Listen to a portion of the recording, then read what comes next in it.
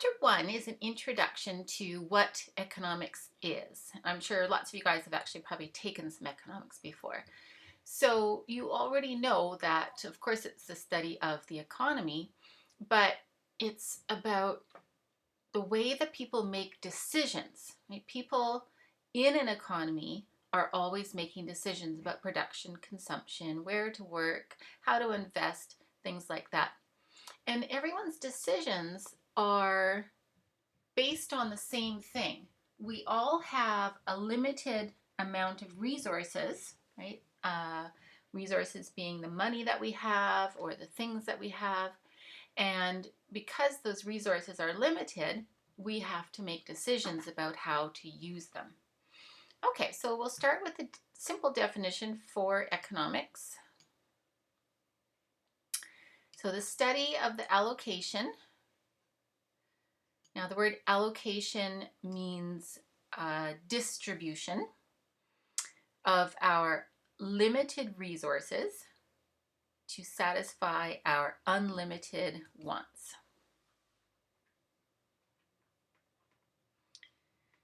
Now there are two types of economics that you can take in your first year of university. So some of you may have already taken macroeconomics, and that is the study of the economy as a whole. So it looks at economic growth and interest rates and the role of government and central banks, inflation, international trade, things like that. Whereas microeconomics, which is what this course is about, it's more about individual people. Like, how does a consumer make decisions, or how does a producer make decisions? So it's about individual people and also individual things, goods and services. So we'll talk about the market for milk, for example, or the market for rice, right? So something more specific in particular. Okay, so it is about decision making, and here we have 3 economic questions every society faces. Okay, so first question, what is to be produced? Now that depends on what's available, right? So in the pictures here, we can see an example of changing technology, right? So things change, new things are invented, and so that will mean that we want to produce different things. But what to produce also depends on what our preferences are, right? What do people like? And of course, people all over the world like different things. The second question, how should these goods be produced? Now that will really depend on what is available. So in a country like Canada, for example, we have not too many people, right? Our population is not huge, but we have a huge amount of land, so we can grow lots of food. And we have lots of trees, for example, so we can produce lots of wood, we produce oil, right? So we have a lot of natural resources. But because we don't have a lot of people, we have to use a lot of machinery, right? So we're a wealthier country, we can afford to buy more machinery. But in other countries where people don't have as much money and there are more people, then production will involve more physical labor by people. The third question is, how should the goods and services be distributed? Now they can be distributed equally, and that would be the case in a communist country, right, where the government's more in control over the distribution of money and resources, or to those who can pay the most. And so most countries are like this. If you want something, you have to pay for it. And of course, if you have more money, then you get more stuff. All right, so now we'll talk about different types of economies. And we'll talk about the 2 basic types. First is a market economy. This is what most countries have. For the most part, people buy things through markets, just meaning you buy things if you want them, you can sell things if you want to. And so in these types of economies, people get to make their own decisions, as long as you're not doing anything really bad. For the most part, you can sort of do what you want. Okay, so people make their own decisions about jobs, production, and consumption.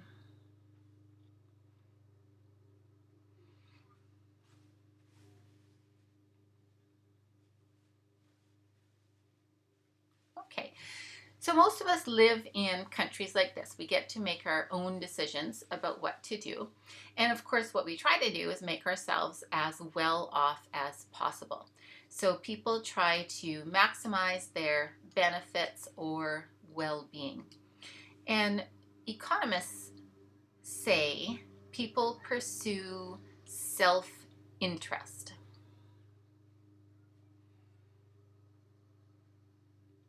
Okay, so that means people are making decisions where they're trying to benefit themselves, right? Themselves or their family, right? But mostly you're thinking about yourself. You're not thinking about people you don't know, right? You're just thinking about yourself, your family, and you're trying to make yourself and your family as well off as possible.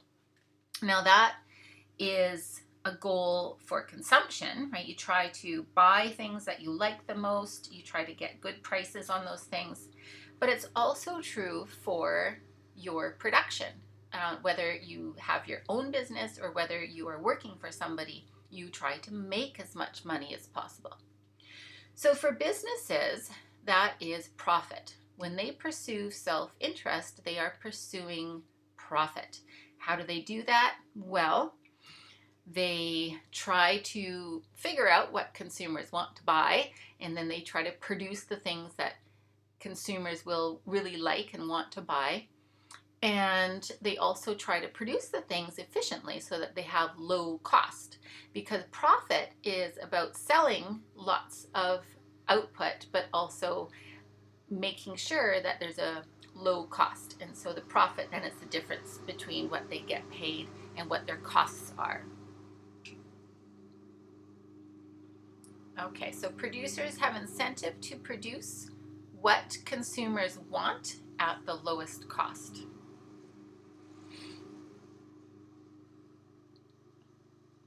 Okay, so businesses have incentive to efficiently use their resources.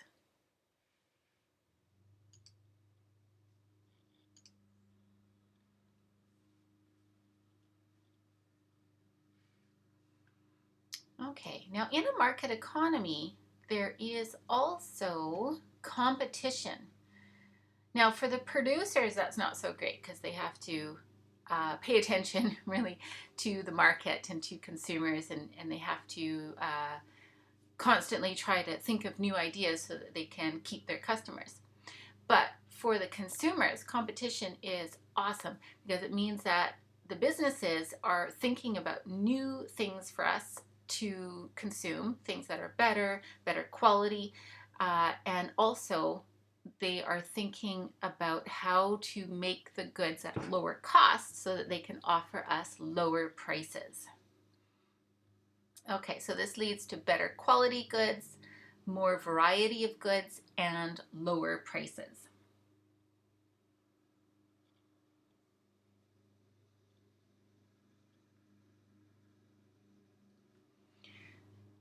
And the last thing, in a market economy, people have freedom, economic freedom. And economic freedom means you have the freedom to buy the things that you want, sell the things that you want, get a job where you want to have a job. Okay, so freedom is simply the freedom to do what you want to do.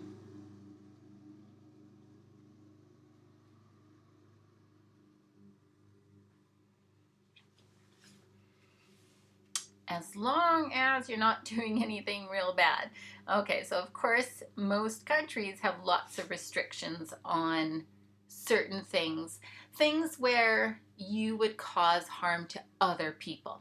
So, producing illegal substances like drugs, right, for example, drinking and driving, pollution, all of these things are goods and services where you are causing harm to other people. And so we don't want complete freedom for people to do that.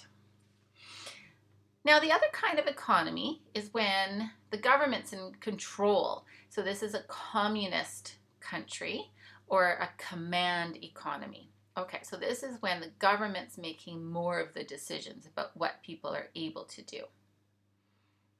Okay, so governments make decisions about production and consumption.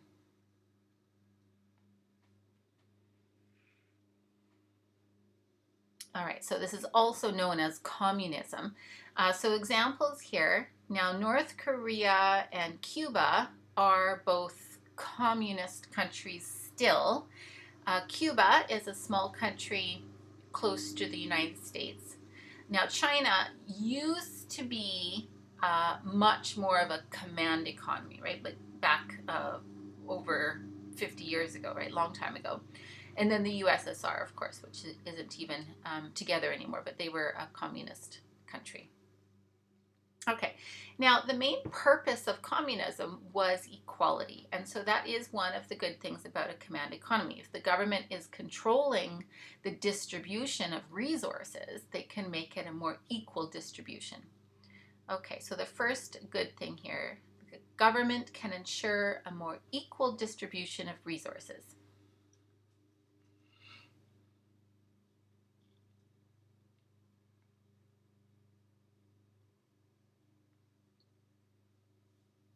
The second thing is that command economy will be very stable because nothing will change. In a market economy, things change all the time because of the competition, right? So businesses are always thinking about new things to make, and as new things are made, then consumers stop buying older things, right? So, for example, computers. Before computers, there were typewriters, and now nobody wants typewriters anymore. So things change, but that does cause instability because it means that new businesses grow, but at the same time, other businesses close down and people lose their jobs.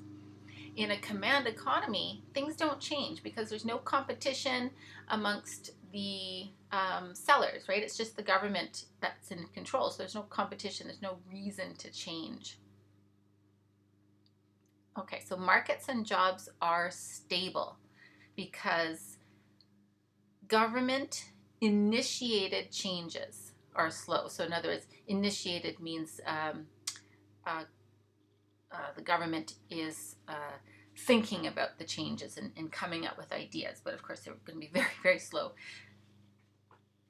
All right, and so there's more stability and less creative destruction. So creative destruction is the term that economists use to describe what happens when people stop making typewriters and start making computers instead, and then the people who used to make typewriters lose their job. So in a market economy, there's a lot of creative destruction because competition drives a lot of creation of new things, and then old goods and services stop being produced. But in a command economy, if there are no changes, no competition, then these changes just don't happen. Okay, so creative destruction means changes caused by innovation.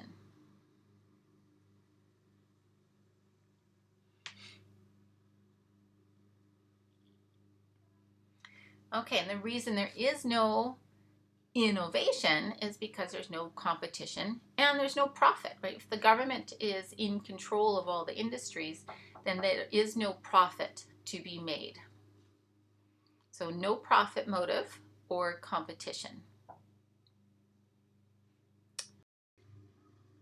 Now, this lack of creative destruction, which is caused by lack of incentive for innovation without profit or competition, this is why command economies have never been successful. Economic growth is driven by innovation. And if there's no incentive for innovation, then the economy will not be able to grow. Okay, so government control means businesses have no incentive to be innovative or to minimize costs.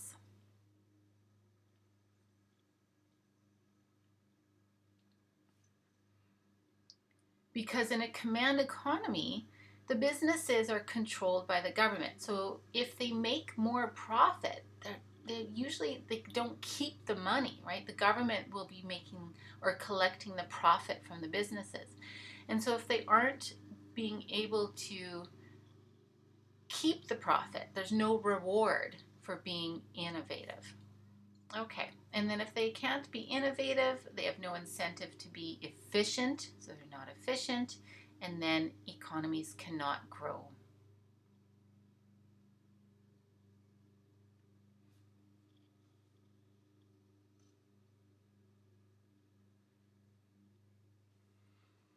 All right, so now the next part of the chapter is about economic principles.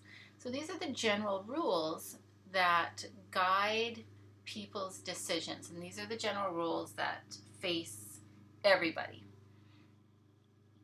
Okay, first one, resources are scarce. Okay, now let's talk about resources first. So this refers to the things we use to produce goods and services. Okay, we've got different categories here. Okay, anything that can be used to produce something else.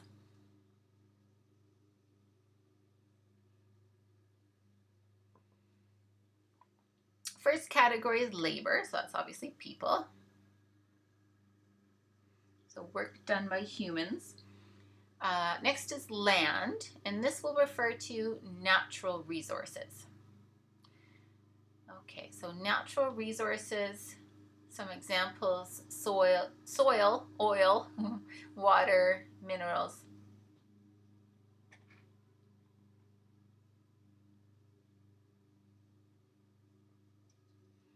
Next is capital. Now the word capital, sometimes people just in everyday life use the word capital and they mean money, but we do not mean money. Money is money in economics, and capital is the big physical things like buildings, factories, machinery that we use in production. So it's the things that we have made in order to produce the goods and services.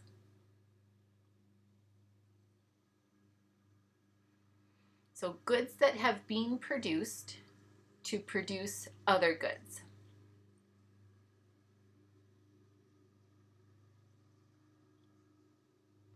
So buildings, machines. Other examples would be, say, infrastructure like roads, bridges, vehicles. Okay, so these are also called physical capital. And then next thing is human capital. So this is different from labor. Labor just refers to like the number of people, whereas human capital refers to the quality of those people. So how experienced are they? How much education do they have?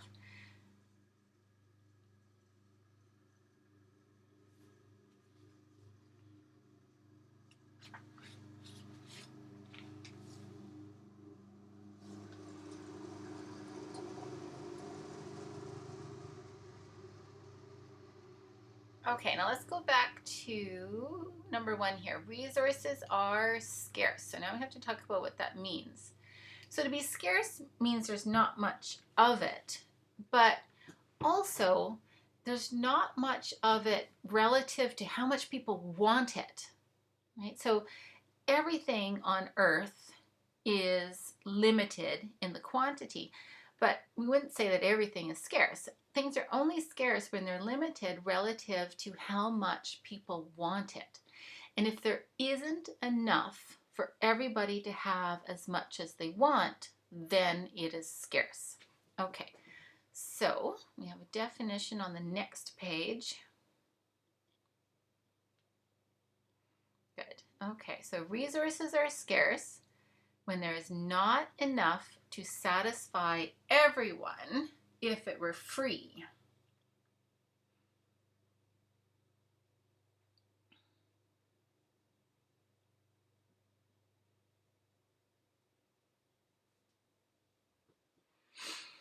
And the reason why we put this at the end, if it were free, is because for most of the time you can't have as much as you want just because it's too expensive, right?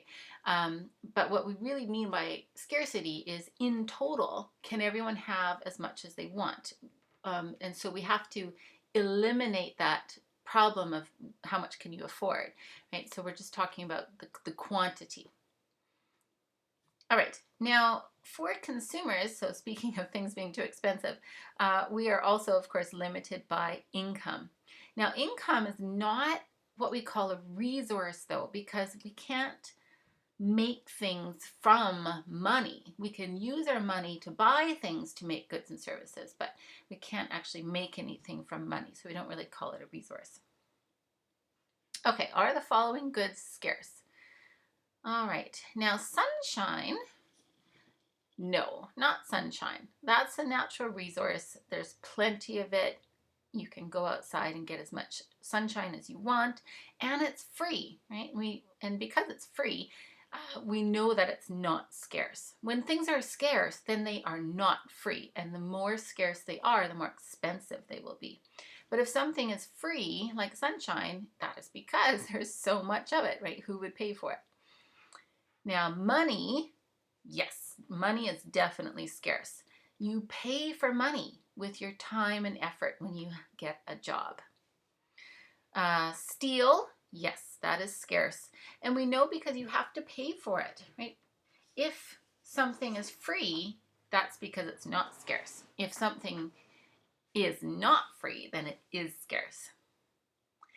Okay, mosquitoes, so that's these nasty guys over here. Now, they're limited in quantity on Earth, but nobody wants them, right? Nobody wants them. In fact, we would pay to get rid of them. We do pay to get rid of them, so definitely not scarce. Okay. Now, the implication of resources being scarce is that we can't have as much of everything as we want. We can't do as much of everything as we want. And that means we have to make choices. Every day, we are always making choices because we can't have and do everything. So we're having to choose some things to have or do and then give up other things. So that's called a trade-off. So scarcity means we face trade-offs, and what we trade off is a cost.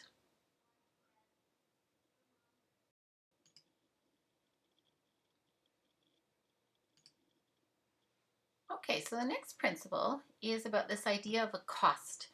Now, what we mean by a cost is what you give up. So when you make a decision to buy one thing or do something, and then you're giving up the time or the money to do something else, that is what you're giving up. That is called your opportunity cost or your real cost. So it's what you give up to get something. Okay, foregone opportunity. The word foregone means given up. So an opportunity resulting from a decision.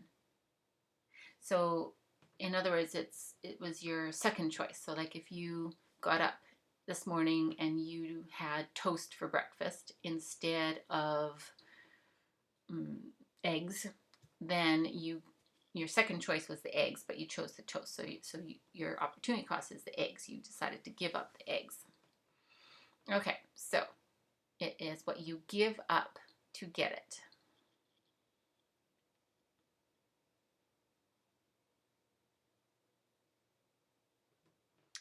When you buy something, you have a monetary or nominal cost. So for example, a new phone is on sale for $195. Okay, so that would be your nominal cost. That's the actual amount of money you're going to have to spend on it. But the real cost or the opportunity cost is what you're giving up to get the phone.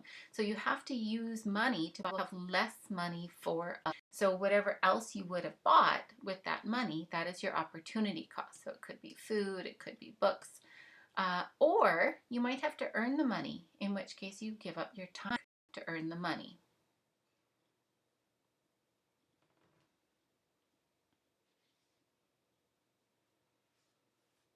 Okay, the next example is the opportunity cost to university. All right, now there's the opportunity cost of studying, or like you guys right now, so you're sitting somewhere listening to this lecture, and so you have an opportunity cost right now because you could be doing something else with your time. But there's also the bigger picture, which is that you've decided to go to university, and that has a very significant cost. Okay, so first there's the tuition, money for tuition and books.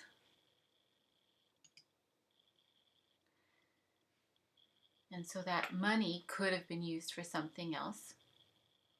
You could also be doing something else with your time. So you could be working full time, for example. So that means that one of your costs is the income that you're giving up.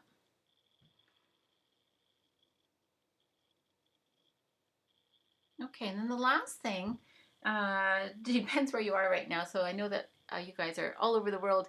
Some of you are in your home countries, and maybe some of you are in Canada. Now, if you're in your home countries, this will not apply to you. But if you're in Canada, or when you come back to Canada, one of the costs is being away from home and being away from your friends and away from your family and away from all the things at home that you're so comfortable with and so familiar with. Okay, so that is part of the cost as well. So foregone time with family and friends at home.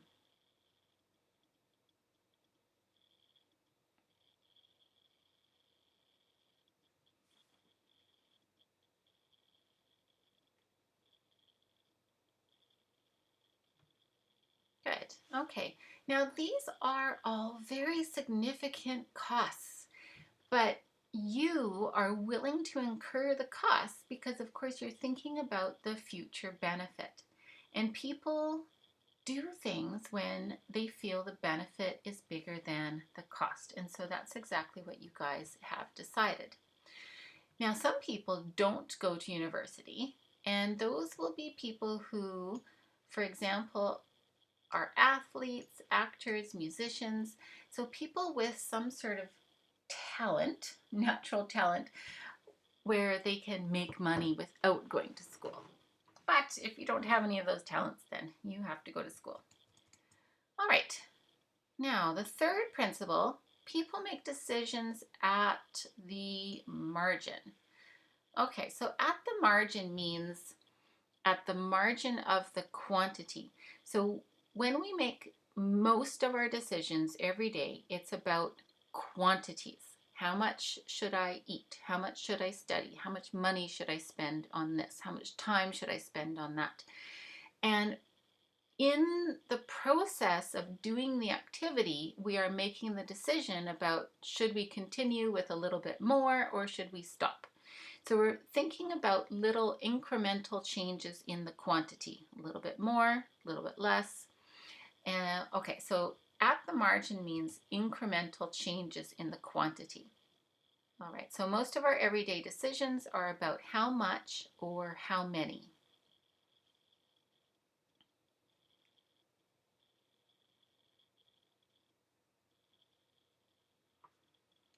Okay, so this applies to when we're buying things. Should I buy 5 bananas or 6 bananas? You think about, okay, well, there'll be a little extra benefit from having one more banana to eat, but it'll cost me a little bit more, and you weigh out that cost and benefit. How long should I spend brushing my teeth? And so the cost there is your time. So if you are really, really in a hurry for something, you might not spend as much time brushing your teeth. But if you have time, then you will spend more time brushing your teeth. Should I add bacon to my burger? Now that'll cost a little bit more. It's not very healthy for you, so it'll have sort of a health cost, but it's delicious. So you'd be weighing out those costs and benefits. Okay, now because resources are scarce, that was principle number 1, we must make trade-offs by making these marginal decisions about how we use those resources. Should we use a little bit more of our time resource for this activity or that activity? Should we use a little bit more of our money to buy this or buy that? If you're a business, you have like labor, materials, you have to decide if you should use those resources to make a little bit more of this to sell or a little bit more of that to sell. Okay, so lots of decisions to make. All right, so marginal analysis is the study of marginal decisions. And these decisions have a cost and a benefit, which are called the marginal cost or benefit. And it refers to the cost or benefit of the small change in the quantity.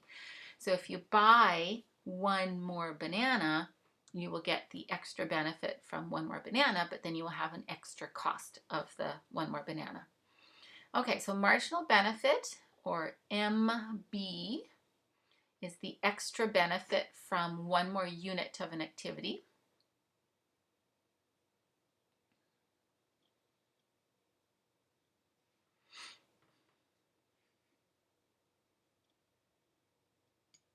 And the activity can be buying things, producing things, just having fun doing something. It could be any sort of thing.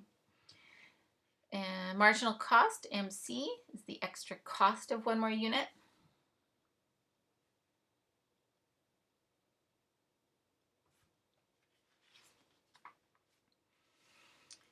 And we will only do something when that marginal benefit is bigger than the marginal cost.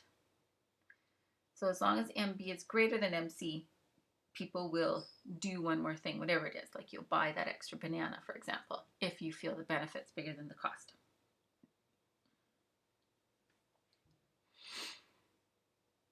Okay, so exercise 1, we have some examples where you think about marginal costs and benefits. All right, first one, should I bring an umbrella or not? So having an umbrella is great. Sometimes you're just not sure what the weather's going to do though, and so you have to decide whether or not to bring one. So you'll think about how much you can tolerate being wet if it does rain. So you'll think about the benefit of having the umbrella if it does rain, and you'll weigh that against the cost, which is just the cost of carrying it. Okay, so you have a benefit of an extra comfort if it rains, but then you have to carry it, and that's the cost.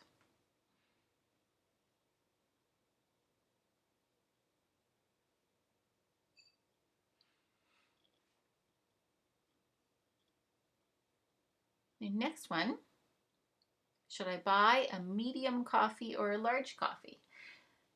And the cost there is going to be more money, right? Large coffee will cost a little bit more, but then you'll get more satisfaction from being able to drink more coffee.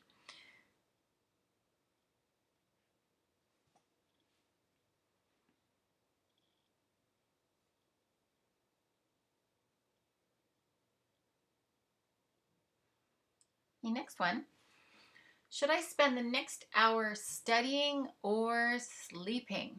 Okay, so if you were to study, then the benefit is, of course, that you will learn more and you will do better on the next exam, but you're going to have to give up sleeping. So that's a cost, and it's a cost that can affect how well you do in school as well, right? If you don't get enough sleep, then you can study all you want, but you probably won't be able to concentrate during the exam or fall asleep during the exam or not remember what you've been studying. Okay, so I put you might be able to remember more material for the next exam. Remember, it'll depend on how tired you are. Okay, and then the cost is your sleep, so it'll be harder to concentrate.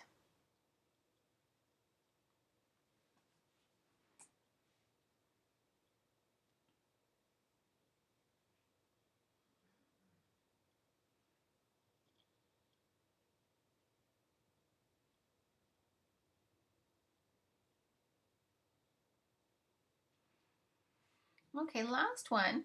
Should I buy $20 black pants or $60 black pants? All right. Now, the $60 black pants are likely better quality. Right? So then the benefit would be the better quality. They might look better, they might last longer. The marginal cost is going to be the extra $40, right? So the extra amount of money.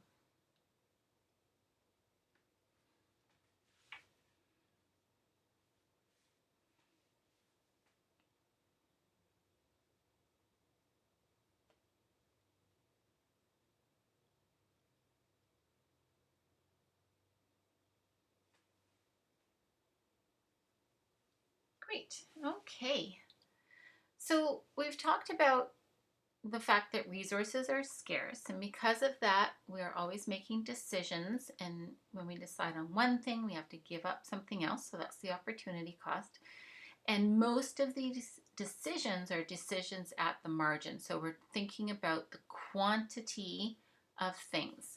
So in this example, we were talking about, say, the quantity of quality of the pants. Should we get a low quality pants or better quality pants? Quantity of studying, quantity of coffee to drink, right? These are all marginal decisions that we make. All right, so let's move on to the next one. Number 4, people usually exploit opportunities to make themselves better off. Of course, that's what we do all the time. Now, better off means many different things. Now, when you're shopping, so as a consumer, then what you're looking for is low prices, right? And so you'll probably go to stores with lower prices if you can. Although when we're shopping, it's not just the prices. We might also be thinking about the time it takes to go somewhere. So if there is a store with low prices, but it's very far away, you might only go there if you have lots of time. Whereas if you're in a hurry and you have less time, then you might go to a store that's closer, even if they have higher prices. Okay, so making ourselves better off is not just about saving money. It's also about saving time. Students choose a study major that will, well, hopefully get you a good job with a good income. So bring them the highest future income or most job satisfaction.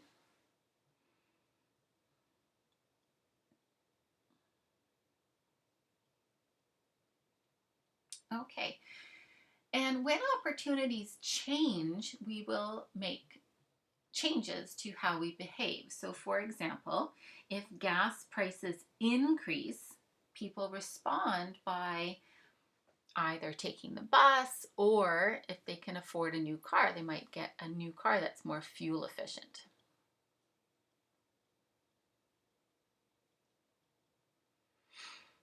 All right, so when we make decisions and we think about the costs and benefits of our different opportunities, we are responding to incentives. So the incentives are the costs and benefits that we face, or the rewards we get for doing certain things.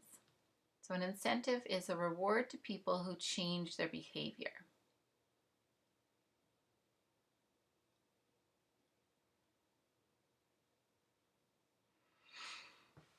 And incentives can work two ways. We can reward people for doing something we want them to do. So for example, a bonus for working hard. Okay, so your employer might give you a little extra money if you've been doing really well at work, and that's of course because they want you to work really hard. Or we can give people an incentive to not do something. So speeding, for example, if you're caught speeding, then you have to pay a ticket. So that's your incentive to not speed. Okay, so these are called positive incentives or negative incentives. So we either use a benefit to encourage a behavior, or we use a cost to discourage a behavior.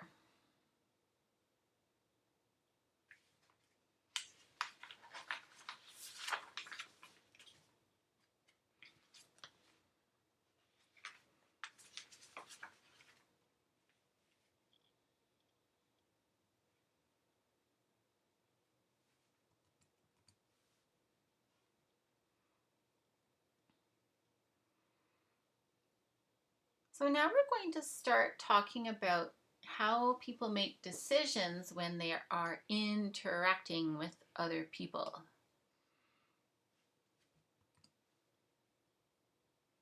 Great. All right, so first, I'm going to talk about trade. There are gains from trade. Okay, so first, by trade, what we mean is not just international trade between countries, but between people. So whenever you buy something or sell something, that is trade. Okay, so trade is buying and selling things with other people. And there are gains from trade, meaning this trade makes us all better off. We are better off when we are able to buy things from other people and sell things to other people. And the reason why we're better off is because it's so much easier than having to make things for yourself. Okay, so because we can trade, it means that we don't have to make everything for ourselves. We don't have to make our own clothing. We don't have to make our own cars. We don't have to make our own food. Instead, we make something, whatever it is that we're good at. We can sell that service or good, make money, and then buy other things. Okay, so people specialize, meaning you do something in particular. Like I teach economics, so I specialize in teaching economics.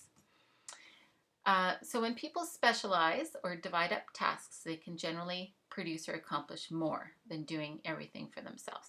All right, now this is true for small groups of people like a family, right? So in your family, everybody specializes in certain things, right? Like I'm sure there's certain things that you do around the house. There's certain things your mom does, your dad does. So for example, one person tends to cook the most, and other people will do other things like cleaning up or fixing things. And this is better than each person trying to do their own things at home. Like if one person cooks a meal for everybody, it's much more efficient than having each person separately go to the kitchen and cook for themselves. So it's more efficient. Overall, everyone saves time, but also the person who cooks usually is the one who's better at cooking, so everybody also gets a better quality of goods. Okay, so everyone saves time and or can put in more effort. And so that's what we mean by gains from trade.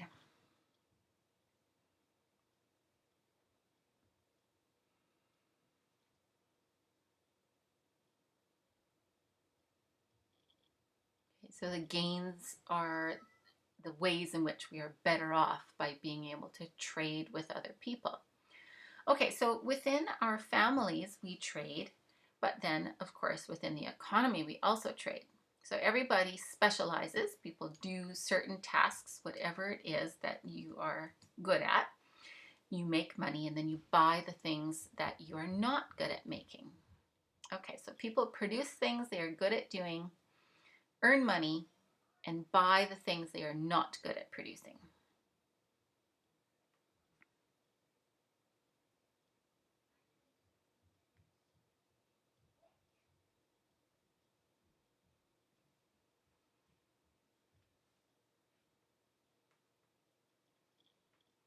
Okay.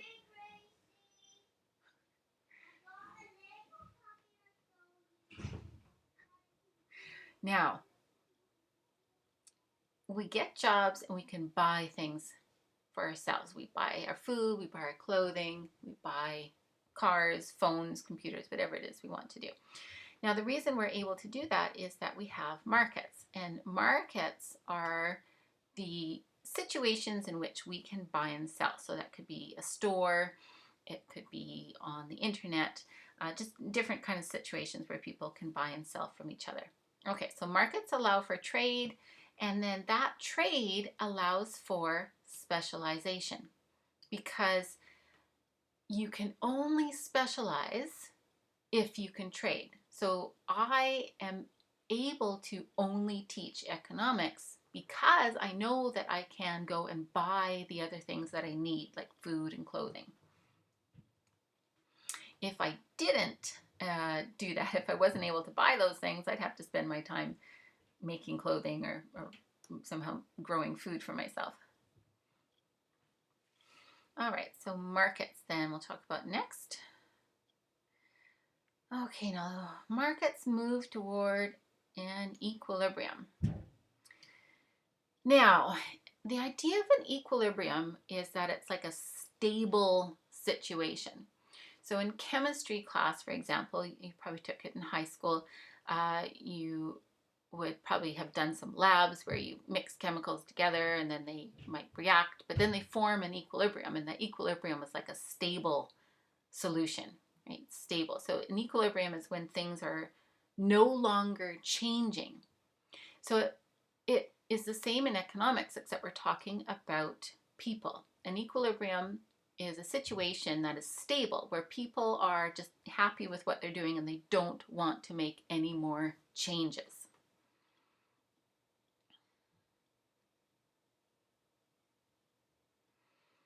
Okay, so a situation in which no one could be better off by doing anything else.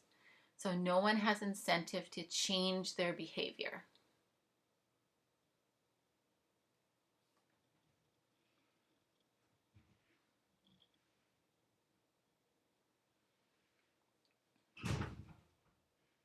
Okay, so in other words, everyone is just happy with the way things are.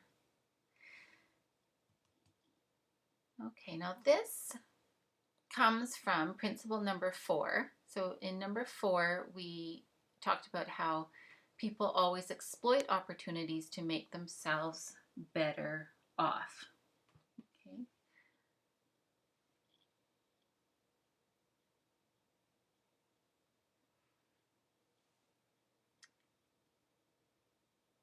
And so if there is an opportunity for someone to be made better off, then they will want to change their behavior.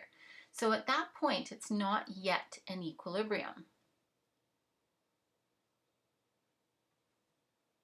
Okay, so an equilibrium is only when people no longer want to do any changes, right? But if there is a new opportunity that arises and people see that opportunity, then they will want to make some changes to take advantage of that opportunity. And then once they do that, then it goes back to being an equilibrium.